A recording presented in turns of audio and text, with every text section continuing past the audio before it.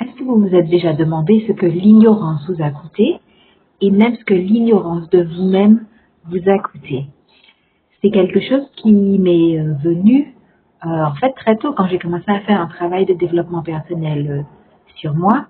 Je me suis rendu compte que toutes les choses que je ne savais pas de moi dirigeaient de façon inconsciente ma vie à des moments où j'ai pris des décisions que je pensais être pleinement conscientes, mais je me suis rendu compte par la suite que les moteurs de ces décisions, en fait, étaient, eux, véritablement inconscients.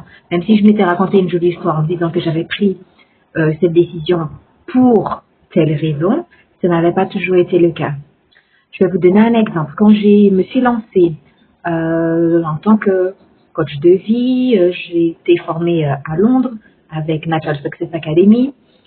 Et en fait, je me suis dit, quand je rentre en France, je vais rentrer en France et je vais me lancer sur Internet. C'est-à-dire que je fais du coaching à distance, tout simplement parce que comme ça, j'aurai accès à une clientèle beaucoup plus large, quand je pouvais coacher en anglais comme en français. Et donc, en partant sur Internet, enfin en partant à distance, je pouvais avoir des clients un petit peu partout dans le monde, ce qui élargissait le pool de clients potentiels. Puis en fait, quand je me suis connectée à mon intuition, voilà ce qu'il en est sorti, c'est que la raison principale pour laquelle je me dirigeais vers le coaching en ligne n'était pas une question de choix de clientèle, mais c'était simplement une peur de me mettre face aux personnes et donc la distance qui était celle de l'écran, quelque part, me rassurait. Donc quand j'ai demandé à mes guides, justement à mon intuition, quoi faire, et on m'a dit, tu vas coacher face à face en présentiel avec les gens et puis tu vas faire des conférences.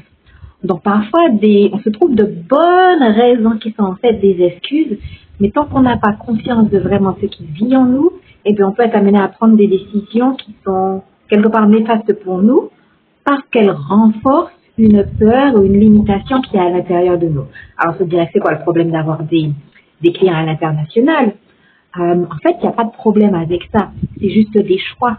Des choix. Quand on a fait le choix de vivre en conscience, voilà, de se libérer des freins qui vivent en nous, on ne peut pas consciemment se dire qu'on va accepter ce type de limitation, de vivre dans la peur et de faire des choix qui soient principalement dictés par la peur. Donc c'est une question de valeur et une question de choix. Et comme j'avais fait ce choix justement de vivre en alignement et puis de faire les choses qui sont alignées avec les aspirations de mon cœur, je ne pouvais pas, après la révélation de mon intuition, je ne pouvais pas tout simplement aller me diriger vers uniquement du coaching en ligne. Donc, c'est venu bien après.